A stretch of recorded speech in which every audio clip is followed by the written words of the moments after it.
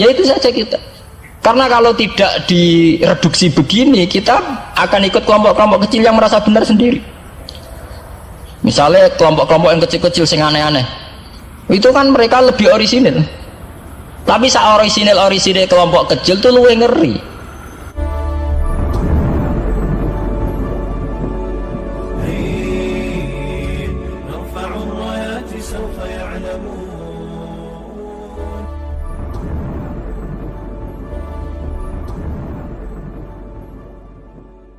Paling bahaya dalam sejarah. Ngiling-ngiling santri sing khusuk-khusuk. Mulane mboten iki sejarah. Mulane Kiai Memun, Kiai ngalim rata-rata gedeng santri khusuk dalam hal sejarah. Akhirnya ono kelompok sing sok khusuk, yaiku moh tukaran, ya moh partai, moh kelompok-kelompokan. Ngerasa bener dhewe iku disebut kelompok Khawarij. Wong Khawarij itu darani dosa gedhe murtad saking khusuke. Ora ana dosa cilik, kabeh dosa iku gedhe. Mergo dosa iku bentuk pelanggaran terhadap Allah Subhanahu wa taala. Wis entek khusuk wong Khawarij. Ora ana wong khusuk dalam sejarah kaya wong Khawarij. Tapi saking khusuke duwe akibat Ali yo darani salah, Muawiyah yo darani salah. Ya kok wong saiki PKB darani salah, PKNU darani salah, NU darani salah, Muhammadiyah darani salah. Dekne mau klunak-klunuk ning kamar ora tau gawe madrasah, ya ora tau mulang ngaji. Paham nggih? Ya ora tau dadani umat, mau pertuntang-pertuntung. Iku Khawarij, ngono jenenge apa? Khawarij. Saelek-eleke partai iku sering duwe paguyuban, ngrudak-gruduk istighosah mbok gawe sekolahan. Saelek-eleke partai. Saelek-eleke ormas yo sering gerakno masa nganggo kebaikan. Tapi sak soleh-soleh wong dhewean paling klunak-klunuk. Padahal nek nggawe madrasah dhewe, nek ora gawe proposal lho. Nek ora ngono donyane entek, padahal donyane mok sapi kuru entek. Iku nggo pondasine tok ora cukup. Nggo pondasine tok mboten apa? Cukup. Wis wong soleh paling apik sak donya, mulyane niat gawe masjid lho. Ndadekno pondasine tok tanpa gredok ora ngarah cukup. Ada sing rapati soleh lewat partai, proposal sana sini, masjidnya jadi mewah, mbok duit subhat, mbok haram, mbok abang, mbok ijo, bos. Wong Khawarij gawe satu kelompok sing ngalalno darahe Ali, yo ngalalno darahe Muawiyah. Akhirnya matek dipateni wong Khawarij. Sampai sekarang para teroris, para bom bunuh diri itu rata-rata berangkat dari orang yang sudah anti sama kepartaian, anti sama golongan, merasa suci sendiri, kemudian banyak terjadi bom bunuh diri dan sebagainya. Itu sejarahnya panjang. Memang samu gampang tapi urip-urip. Sebab itu semenjak itu sudah ulama-ulama itu tidak senang sama orang yang merasa sok suci sendiri, benar. Loh, saya sering ditanya, Gus, sampean itu kan tidak berpartai.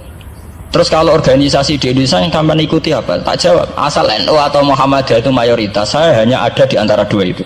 Asal mayoritas, masih mayoritas. Soal aku tidak pengurus, memang tidak pengurus, tapi saya milih di antara NU atau Muhammadiyah. Asal masih mayoritas. Secara organisasi loh.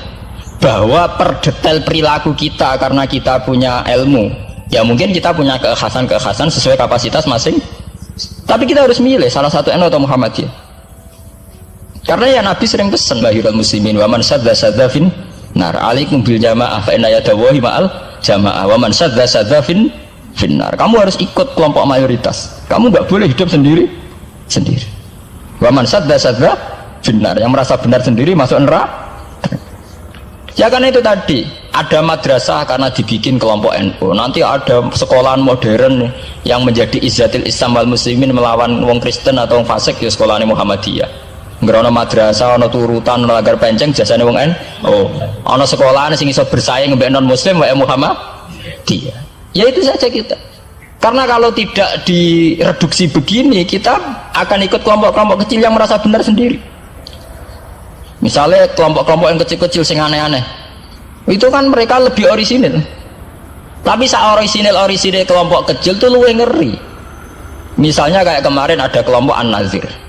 An-Nazir mungkin dia bisa ngepas no dawe Nabi yang sing rambutnya diping dulu, sing tenggene japos bodone beda mek bodo kita. Saya tuh pernah melihat di Metro, ini cerita intelektual, pernah lihat di Metro wawancaranya ketua Jamaah An-Nazir. Itu dalam banyak hal memang mereka ingin memiripkan sama Nabi. Misalnya rambut dipilok, diping. Dalam sejarah sampean takok ahli hadis, memang Nabi Sayyidina Umar Bakar itu rambutnya apa di apa itu disemir. Terus mereka kalau sholat isya itu akhir, katanya Nabi kalau sholat isya sulusul lail dan sebagainya dan sebagainya. Tapi apa sisi yang dari itu terus kemudian merasa persis Nabi? Wong Nabi itu macam-macam. Beliau hidup itu berapa tahun? 23 tahun. Semenjak beliau jadi Nabi itu ngalami kenabian binten 23 tahun. Dan itu punya ikhwal-ikhwal yang rawan ada nasah mansuh. Seperti sekarang di Pondok Indramayu di mana-mana ada satu kelompok yang nganggep kehidupan sekarang itu adalah periode Makkiyah. Periode Makkiyah itu satu periode yang dimana sholat cek rapati wajib, zina rapati haram, nyabu rapati. Ya ada kelompok-kelompok di kota-kota begitu. Di kota-kota juga banyak orang yang sama orang zina itu biasa, sama orang nyabu biasa. Mereka sendiri tetap mengharamkan zina, tapi nggak perlu dilawan. Sehingga polemik ketika FPI begitu, ada yang mengatakan periode sekarang itu mirip Makkiyah, di mana kemungkaran nggak perlu dilawan, yaitu bil hikmati wal mau'izatil hasanah. Ada orang yang menafsirkan Islam sekarang itu sudah periode Madaniyah, sehingga kemungkaran harus dilawan. Yang kayak FPI itu yang anggap sekarang sudah periode Madaniyah. Lah itu kan artinya begini, semua itu toh mengklaim mirip-mirip niru Kanjeng Nabi. Masalahnya semua itu juga ngeklaim mirip-mirip niru Kanjeng Nabi. Nah, terus kemudian ini cerita Malik ahli sunnah. Kemudian sejarah memanjang. Sausi Ali bin Muawiyah keok, Sayyidina Ali keok di putra Sayyid Husain. Sayyid Husain kon ngakoni pemerintahane Yazid teng Syam. Sayyid Husain boten kersa. Idzan al mautu khairun bi. Kalau begitu lebih baik mati. Terus dibantai teng Karbala.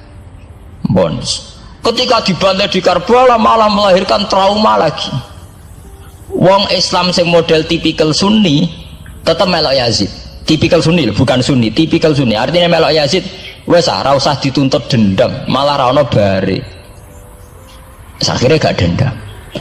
Kelompok Syiah iku apa-apaanan, putune Nabi kapundhut kok dingin-dingin saja.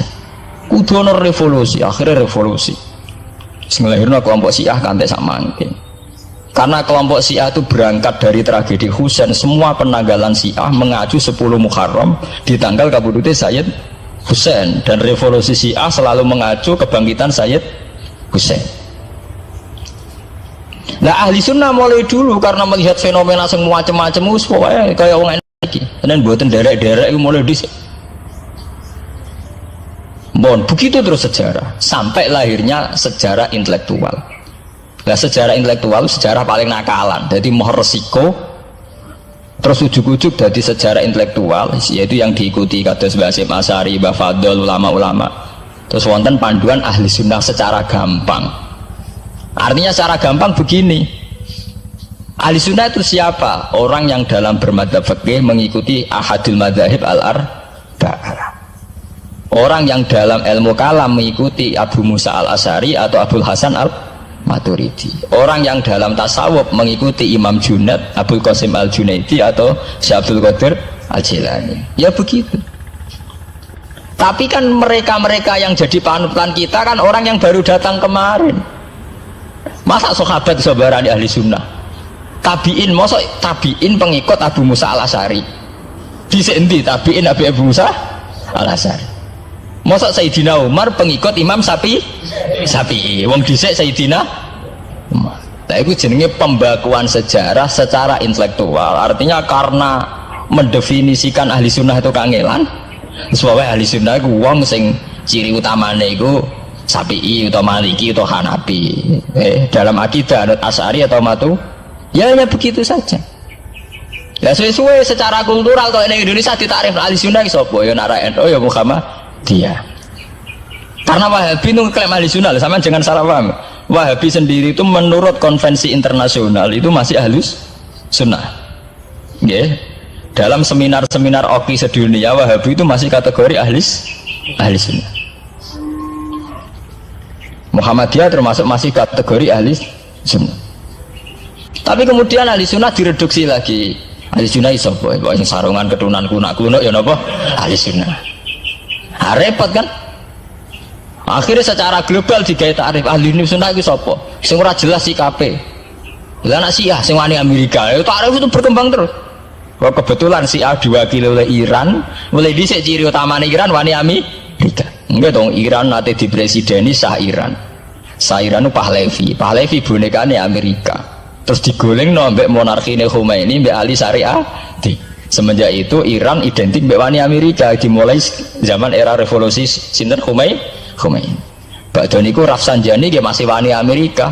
Terus sama nggih Ahmad Binejad niku mulai riyen Iran kok diciri khas sebuah negara sing wani napa? Amerika. Wani tenan Bores pokoke dadi sejarah. Dene wis duwe sejarah ciri khasnya wani napa? Amerika. Nah, sesuai dadi takrif. Pemerintahan Sunni piye? Sing balane Amerika, lah Arab Saudi balane Amerika. Lah sing Syiah sing wani. Lah sesuai tarifnya itu kan. Misalnya Amerika runtuh sing kuat Cina. Lah itulah kehidupan intelektual. Kehidupan intelektual itu akan selalu berkembang. Dan kita sebagai ulama, sebagai orang yang ngerti Quran harus membaca itu terus, fenomena itu, fenomena pergeseran-pergeseran itu. Lah sampai anak menangi lah, jenenge kiai ra ketunan koyo muruah. Ya menangi ketika ra ketunan dimulai tradisi PBNU sing tukang kiai desa mesti anak buahe PBN. Lah genge sing Jakarta ora tau ketunan, kewapok. Lah takano Mbah Sakur, jenenge riyen kiai jejer wedok UF. Suwe-suwe wala-wali zaman ketuane kiai rak PBNU. PBNU ini jejer-jejer Megawati. Sering metuki samu wedok do salah, nyoro sing kiai desa. Dikritik atasan, ra dikritik keyakinane dekne ora pas kiai jejer wong wedok ora lara. Ya itu zaman mesti begitu. Kiai desa ngrasa nak lunga ora ketunan UF, ketuane kiai ning Jakarta ora ana sing ora ana sing ketunan. Cara desa kiai jagoan mbek wong wedok iku ketuane kiai sing di Jakarta ya ora trimo jagongan koalisi. Ya itu kehidupan intelektual, kita harus lapang dada berani membaca itu fakta. Kowe ora usah dadi khawarij karena kecewa terus dadi napa? Khawarij. Kecewa Pak Hasyim Asy'ari, kecewa Gus Dur terus dadi khawarij klunak-klunuk mbek gremang-grem. Ndak bisa. Kita harus gentleman sesuai dawuh Nabi ilzamu jamaahirul muslimin wa man sadda finnar alaikum bil jamaah fa inna yadallahi ma'al jamaah wa man sadda finnar. Ngene kula umpama partai nggih milih sing gedhe, ormas nggih milih sing gedhe, bukan oportunis ya milih yang itu. Mergo sing cilik-cilik malah bulet ngono ngaten. Paham nggih? Mungkin yang cilik itu bener tapi bulet. Cara bahasa ini dari mainstream saja, yang umum-umum saja. Kan kula kiai kan buta lunga ra ketunan ya ra ketunan. Umume wong piye nggih wae umume wong. Kula niku khusus umume wong sing ringan-ringan saja itu sing umum-umum saja. Itu tadi ya. Karena sejarah ahli sunnah sendiri itu sejarah yang disederhanakan oleh proses intelektual. Kalau baleni malik ya. Sejarah ahli sunnah piyambak itu sejarah yang disederhanakan oleh proses intelektual. Ini kemudian ada takrif ahli sunnah itu sapa wong sing cara bermadzhab mengikuti ahadul madzhab al-arba, cara bertasawuf mengikuti Abdul Qasim al-Junaidi, nggih.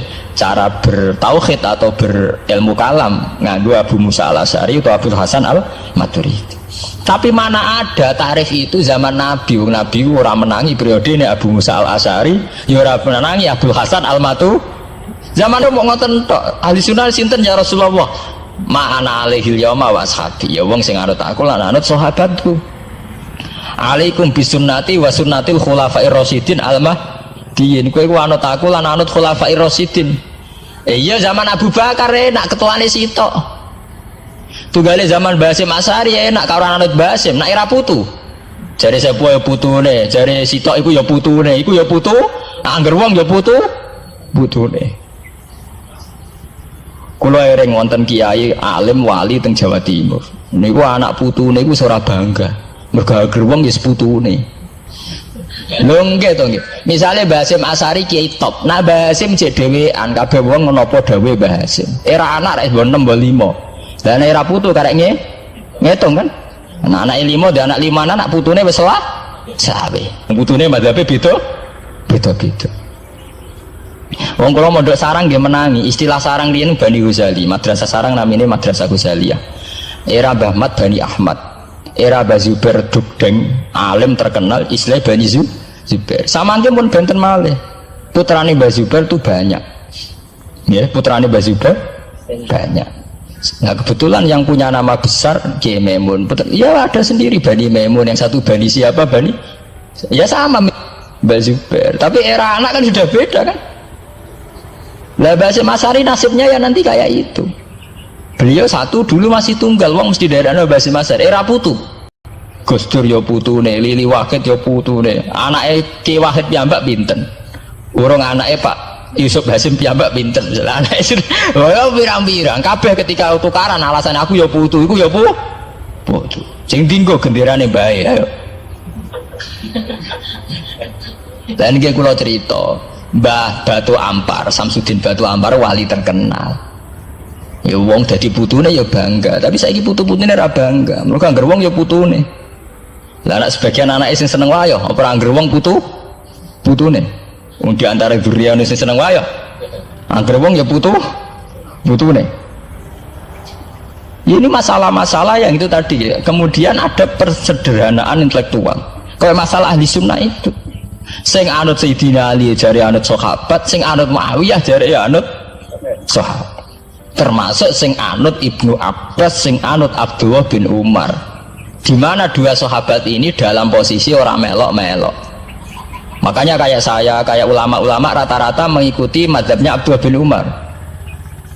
Karena saat ada konflik Ali Muawiyah, beliau itu bersikeras orang melok-melok. Beliau tetap mengajarkan sunnatul Rasulillah tanpa berpihak kelompok. Tapi banyak riwayat mengatakan Abdullah bin Umar bin Abbas itu kecewa. Hanya kecewa itu gedon dia ramelok-melok. Ya karena itu tadi, ketika ada dua pilihan ramelok-melok ya terus repot. Enggak tuh sampean saiki pikir mau nih. Saelek-eleke wong melok P3 atau PKB iku melok nentokno kemaslahatane Jawa Timur, mbuh Bojonegoro, mbuh apa. Tapi saapi-api wong ra melok-melok, nentokno mudune lho ra melok-melok. Sehingga ada mazhab ahli sunnah sing majibno wong kudu melok-melok. Karena saapi-api wong ra melok-melok itu ndak ada yang dikaryakan, nggak ada yang dipekerjakan. Oke, misalnya taruh saja misalnya sampean melok PKB atau P3 atau melok PAN. Saelek-elek melok itu mesti melok mikir nasib bangsa. Tapi saapi-api ra melok-melok ora ono sing mbok lakoni. Sebab itu ya banyak saja ulama yang mengatakan ketika ada partai yang macam-macam kayak kudu melok salah siji.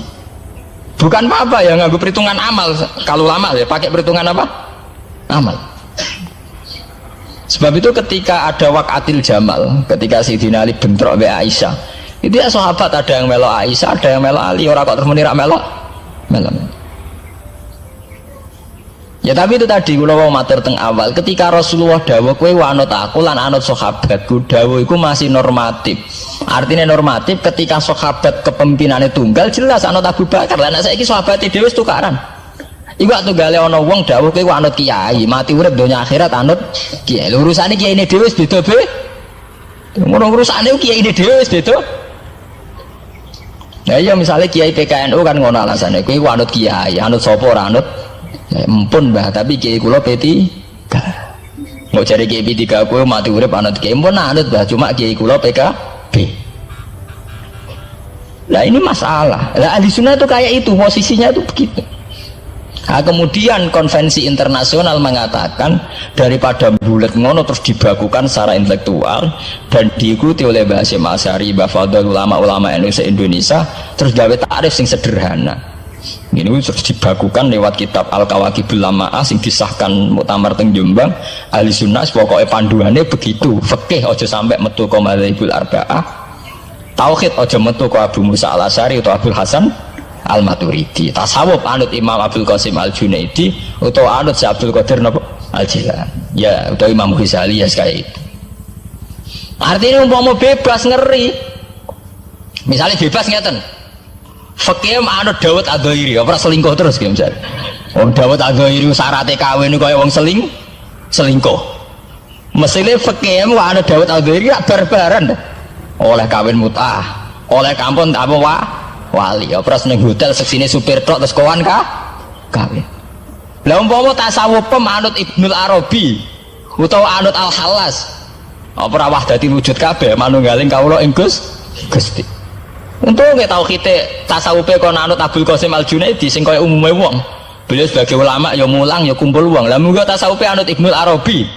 Apa ora wahdatil wujud utawa anut Husain Al-Khallat apa ora dadi Siti Jenar. Paham ya? Jadi orang gunane dibatasi, nek ora dibatasi liar tenan.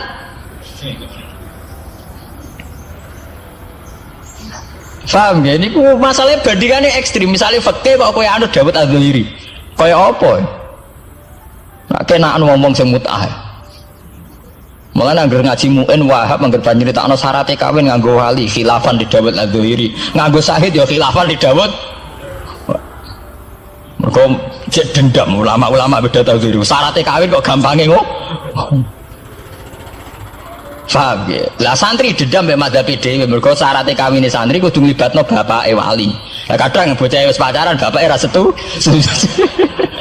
Dadi santri rata-rata nganti-nganti Joko tuwa ya korban madzhab sapi. Mergo bocah wis gelem bapake ora gelem. Lah bapak ning gone fikih Syafi'i dilebokno rukun. Dilebokno napa? Rukun. Angel langkane. Lah ya ahli sunnah itu terus disederhanakan. Kula nggih matur nuwun nggih. Saya pikir kados Mbah Hasyim Asy'ari, kados Mbah Fadl, Kiai Memun, kiai-kiai yang alim riyen Mbah Maksum, Mbah Ali Maksum yang bertanggung jawab terhadap proses pesederhanaan ini. Tapi kita harus terima kasih. Lewat muktamar di Jombang atau musyawarah besar tidak tahu saya, itu yang jelas di Jombang itu disederhanakan itu mudah. Ya tadi andai kan tidak disederhanakan begitu, kayak kasus-kasus di kampus itu. Di kampus karena saking hormatnya terhadap nilai intelektual, tasawuf manapun diambil, termasuk tasawufnya Jalaluddin Rumi, tasawufnya Ibnul Arabi, tasawufnya Husain Al-Hal. Nah, sehingga mereka enak saja wae Jumatan untuk nganggo tarian, jenis tarian Rumi, gak usah Jumatan.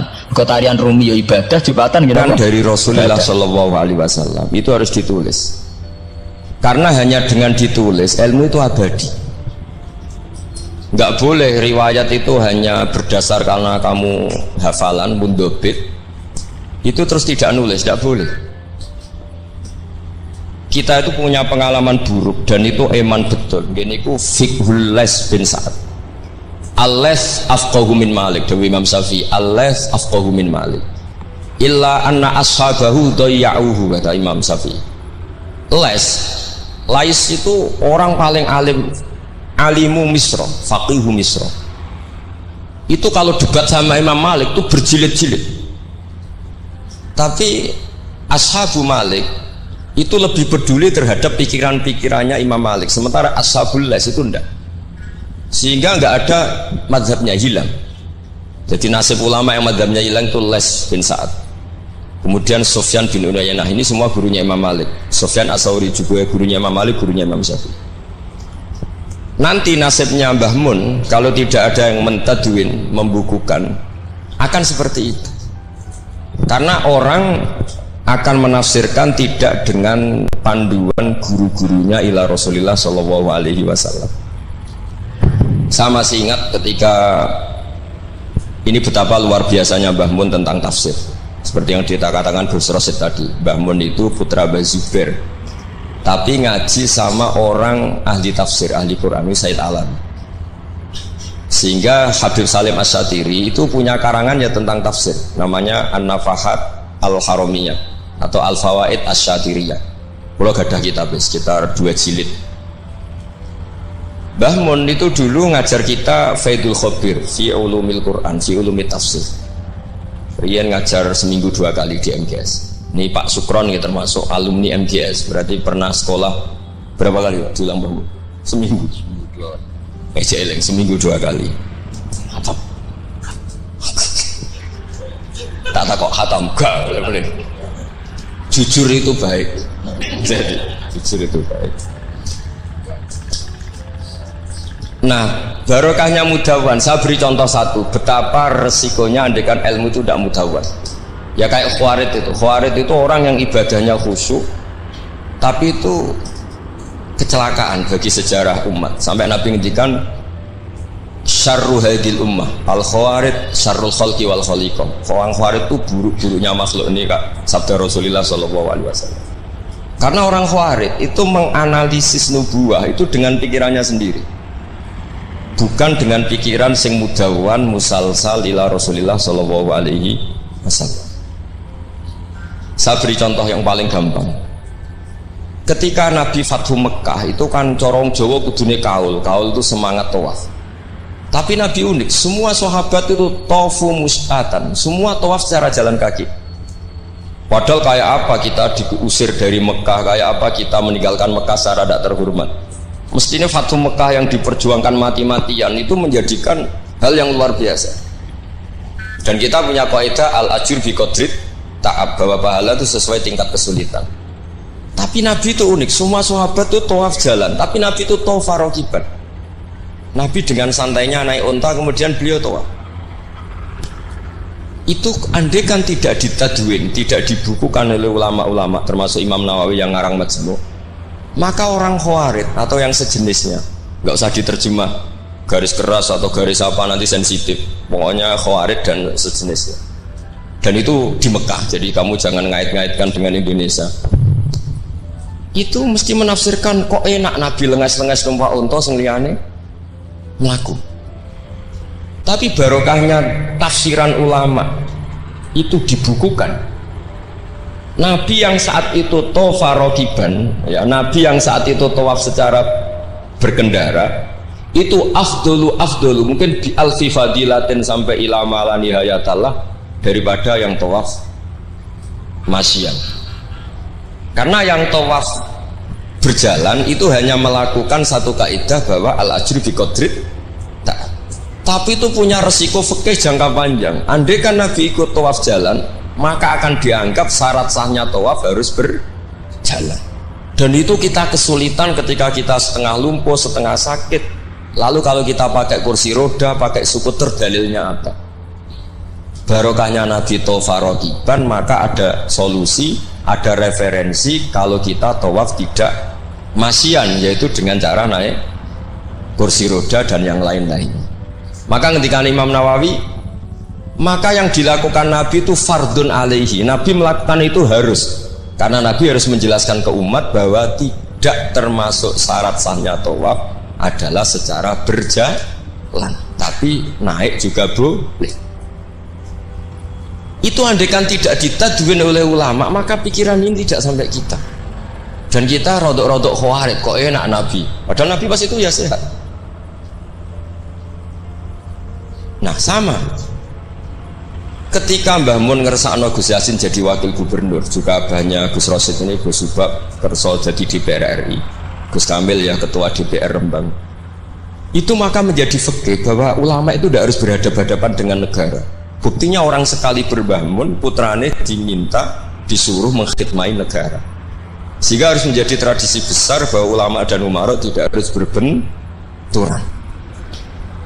Bukan masalah menangkal. Coba kalau itu tidak ada rawinya, paling golek gaji, paling golek duit. Nah itu kan ruwet. Itu tafsiran khawarid.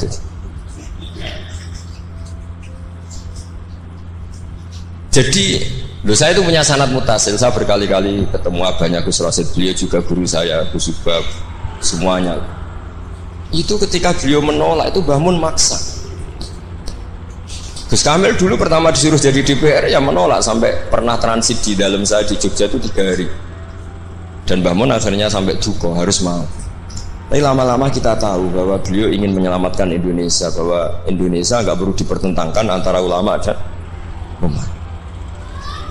Nah, itu harus terus. Karena kalau kita ingin versi tertentu, pasti Indonesia itu chaos. Chaos itu ya chaos ya. Guru hara, kalau guru hara terjadi safkut dima, pengaliran darah, yang dosa kita. Makanya Mbah Mun sering cerita ke kita, saya tidak pernah bilang saya ke kita, semua santrinya levelnya sama, karena sama-sama dengar. Bedanya lali beeling ini gitu, ambek paham sama tidak paham gitu. Sebetulnya saya ingin bilang saya, karena saya berkali-kali khasoni bidzalika syekhuna, tapi kita semua sama lah, sama-sama mutawatir sama.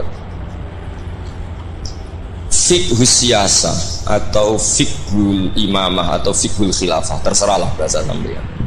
itu juga harus diwariskan. Sehingga dulu sampai tak ceritanya, dulu yang semi-semi khawarij itu ya sudah banyak. Wah, Nabi itu harus ngomong akhirat terus, masa Nabi jabat? Oke, dari segi jabatan itu duniawi, kesannya buruk karena jabatan itu duniawi. Tapi kalau dibalik, atardo ayyaku nasolihu tahta yadidz zalim. Kue ridho kalau orang-orang yang nggak sholat, nggak cewek, nggak istinja, mimpin wong soleh.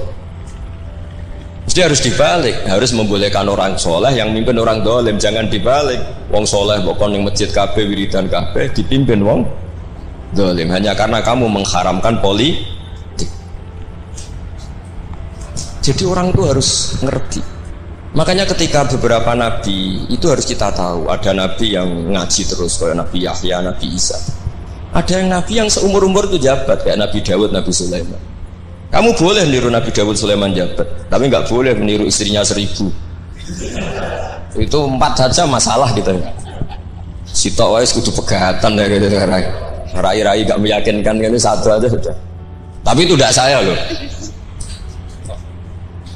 Jadi sampai Allah menurunkan ayat am yahsuduna nasa ala ma atahum wa min fadli faqad ataina ala Ibrahim al-kitaba wal hikmata wa atainahum mulkan azim. Jadi ada orang-orang soleh yang oleh Allah disebut bahwa mereka itu jabat. Gini ku alu Ibrahim. Ada banyaklah orang-orang soleh yang jabat. Mereka adalah orang-orang yang tak kasih kitab, tak kasih hikmah, tapi ya wa atainahum mulkan azim. Ketika Mbah Hasyim di putra Gus Wahid jabat, dulu Mbah Wahab Hasbuwah dia anak Gus Wahid juga jabat. Mbah Mun punya putra Gus Bab, abahnya Gus Rosyid dulu ya di PRRI, Gus Yasin wakil gubernur. Ini kita sebagai muridnya Mbah Mun bukan melihat urusan jabatan, urusan bahwa kita ikut berbakti sama negara. Makanya ketika Mbah Mun kapundhut hari Selasa tanggal 5 Dzulhijjah, itu saya masih ingat betul. Ketika itu saya di dalam, ada Gus Subab, ada Gus Naji, ada Gus Kamil, ada semua lah. Itu mereka itu kelihatan apa ya, masih nggak sadar kalau abahnya wafat. Kelihatan senang. Senangnya itu karena mereka menyaksikan betapa yang diinginkan Mbah Mun itu kesampaian. Beliau-beliau ini cerita, Mbah Mun itu cerita gini, Cung, aku nak mati Jumat berarti aku wali, nak mati Selasa aku ya wong alim. Jadi berarti beliau itu milih jadi orang alim. Jadi dia relax. Terus ada beberapa apa ya, uang lah atau apalah, kata beliau sama Gus Subab, bilang ke Gus Subab, bab ya aku nak teko balekno, nak ra teko bagi ning anak-anak. Jadi semua dipersiapkan. Begitu mudah beliau melihat kematian, melihat kapundhut, melihat seringan itu. Karena kerinduan seorang wali atau orang soleh kepada Allah itu rindu sekali. Dan ini kita harus punya riwayat, dan itu menjadi fikih besar. Nggak boleh kamu pakai fikih khawarij. Kiai kok jabat, kiai kok kedonyan. Misalnya ono kiai wong soleh ora oleh kedonyan, terus saiki wong salat buruhe wong ra salat, kowe rido? Wong salat buruhe wong ora salat, mergo sing salat kok kon melarat. Jadi nak fikih aja fikih khawarij. Fikih sing bener maca majmu', nak ra iso maca jerone maca judule. Ya sadar.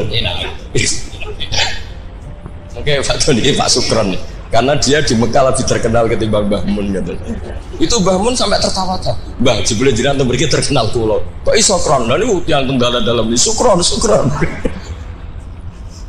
Ya jadi Mbah Mun punya murid ya macam-macam. Ada yang kayak saya, ada yang kayak Pak Sukron. Makanya saya pertama datang, Sukron tikur, jarang enten, teluk, nak agak teko agak germisi ya. Terus datang. Tadi bisi saya, Gus aku difoto, nak raja jerjeran gak difoto. Terus saya bilang gini, saya itu kalau di mana-mana sering jejer wong putih, lagi ki jejer wong ireng. Semoga ini kafarohnya saya jejer wong putih-putih. Jadi saya teruskan lagi ya, harus selalu ada riwayat. Makanya saya alhamdulillah pernah diminta Gus Subab itu ya guru saya, beliau baca manhajnya fikihnya Mbah Mun di acara kesekian harinya Mbah Mun wafat.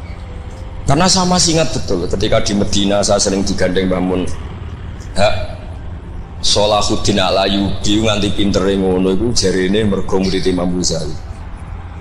Tapi jarine hak muridé ibu putu murid. Terus saya bilang putu murid ya impun nanti kula hitung nak murid mboten pas, mboten tok waktune.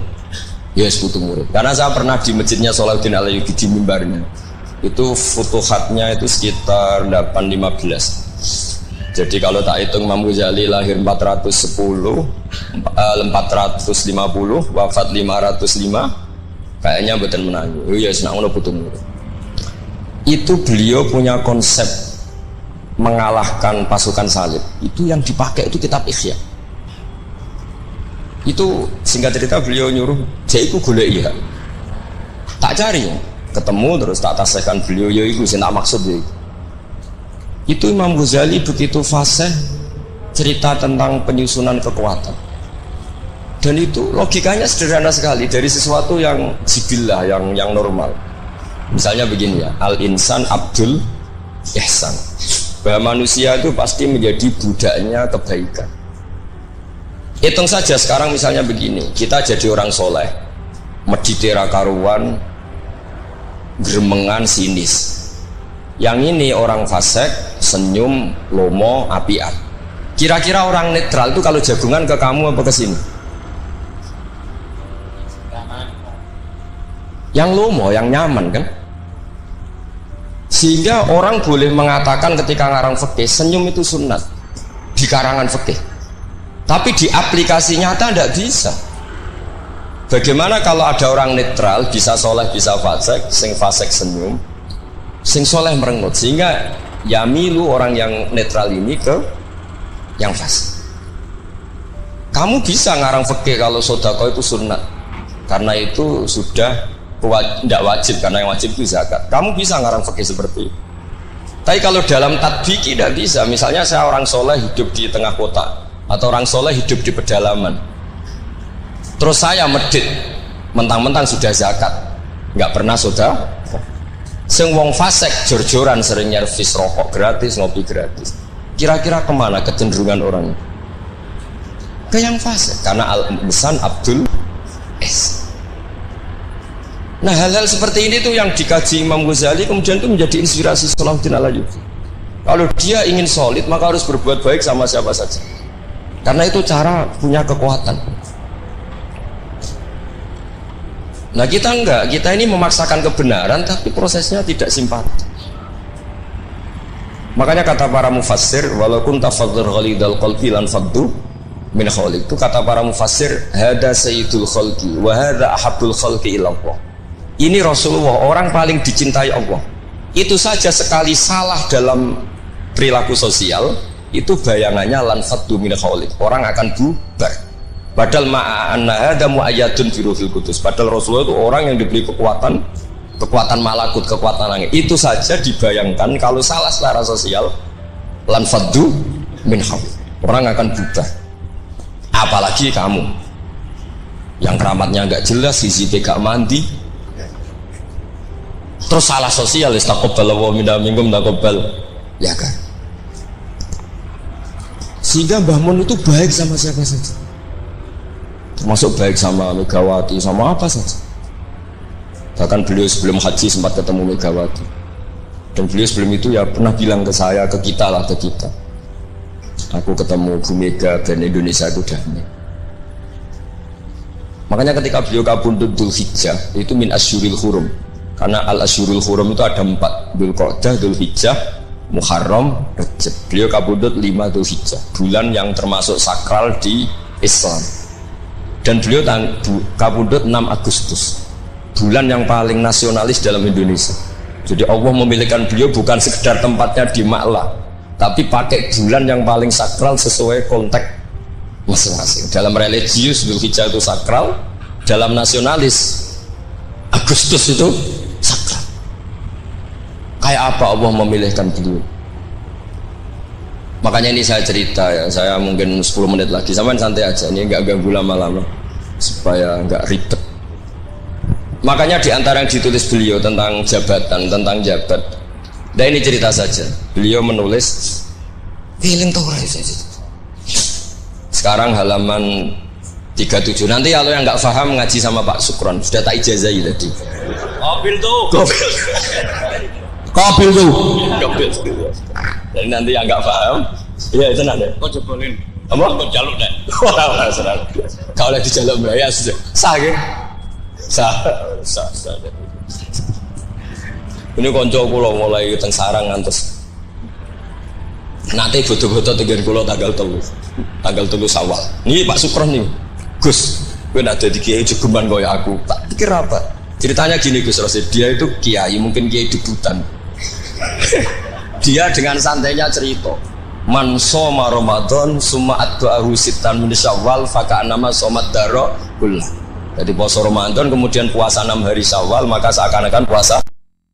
Sebab itu ada orang lugu puasa tanggal 2 Syawal puasa. Soan Pak Sukron pas kiai ini rokok. Terus kata orang lugu tadi, getun Pak aku anu jenengan. Jebule jenengan gak puasa. Saya bilang, lah opo ke dalil kono barang lu lah opo. Dalil liyane yo kena. Tapi itu kearifan, menurut saya dia cerita itu kearifan, maka ini warningnya. Siapapun yang ngiyai jangan dalil sesuatu sing ra iso nglakoni. Ora. Udah, ini ya. Lho kula lah ora pati wani dalil sing ngoten-ngoten ora wani mergo wong santri sarang kok rasa dirasa kok.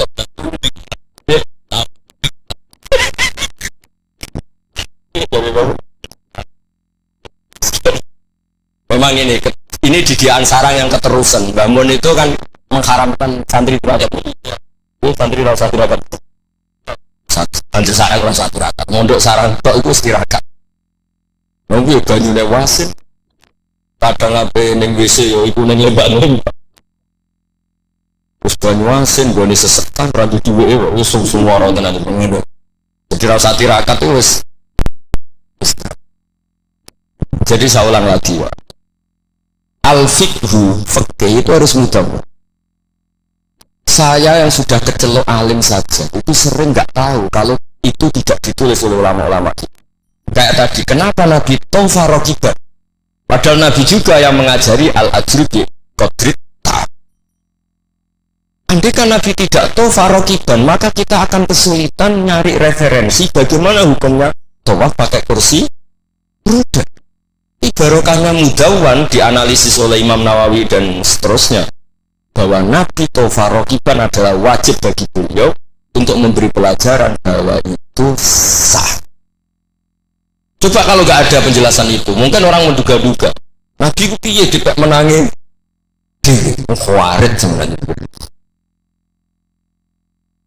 Dan itu harus ada yang itu sama seperti Nabi Daud, Nabi yang jabat, Nabi Sulaiman, Nabi yang supaya jabatan itu tidak tunafis solafiyah, bahwa jabat itu tidak berlawanan dengan kesolehan. Katanya banyak orang soleh yang tentu yang nggak jabat lebih banyak. Ustaz tak bilang Pak Sukron ya soleh tapi buatan jabat, mau soleh sampai kuat nanti kapan orang roh. Nah sini yang halaman ini terakhir masih 7 menit 37. Hada summa idza nazarna ilal adarisan. Bismillahirrahmanirrahim. Wal mamlakatani al ukhrayani allatani mazalata qaimataini ilal yaumani al mamlakatal hasyimiyah al urduniyah wa mamlakatal maghrib tawallahuma al hasaniyuna aidan. Artinya Mbah Mun cerita bahwa banyak orang-orang soleh bahkan min dzurriyyati Rasulullah sallallahu alaihi wasallam dan mereka jabat jadi raja, yaitu pasnya di Maroko adalah rajanya Al-Hasani, apa? Hasani. Juga di Ordon, di Jordan itu rajanya Al-Hasan. Intinya Mbah Mun mau ngendikan kamu jangan anti jabatan. Banyak orang-orang soleh yang jabat, bukan sekedar soleh tapi itratu Rasulillah, al-itra at-tahira, itratu Rasulillah sallallahu alaihi wasallam. Ini dan beliau menulis itu. Wal mamlakatani al-ukhrayani allatani mazalata qaimatain ilal yaum. Ini al-mamlakatul hasyimiyah al-urduniyah wa mamlakatul maghrib tawallahuma al-hasaniyah itu. Hada summa idza nazarna ilal adarisah. Adarisah itu Sayyid Idris. Sayyid Idris itu Al-Hasani ya. Jadi Al-Hasani yang paling populer di Maroko namanya apa? Al-Idris. Makanya disebut adarisah. yang duriahnya Al-Idris disebut apa? Adarisa. Kayak yang bermadzhab Hambali disebut Hanabilah. Summa idza nazarna ilal adarisa wa anna ba'dhum wasalu ila sultanah war riyasah faqad sabaqa an assasa Sayyid Idris bin Abdullah daulatan azimatan fil Maghrib wa nudiya bis Sayyid Muhammad Hasanusi malikan ala Libya. Jadi ini ya saya mau cerita Mbah Mun itu satu khazanah besar, melahirkan murid-murid yang alim alamah banyak, banyak sekali tidak bisa dihitung. Melahirkan murid yang bahkan putra yang cakap politik banyak. Siapa yang nggak ngaku alimnya Gus Najib? Siapa yang nggak ngaku fleksibelnya Gus Subab di jabatan Gus Kamu? Itu nggak bisa terhitung. Makanya ini khazanah besar, nggak usah dibentur-benturkan. Ada yang nekuni alim, ada yang nekuni jabatan. Semua itu untuk li'ilain apa? Kalimat. Jadi ini nggak ada. Nonton sempurna Bapak Subron, surat semenengah,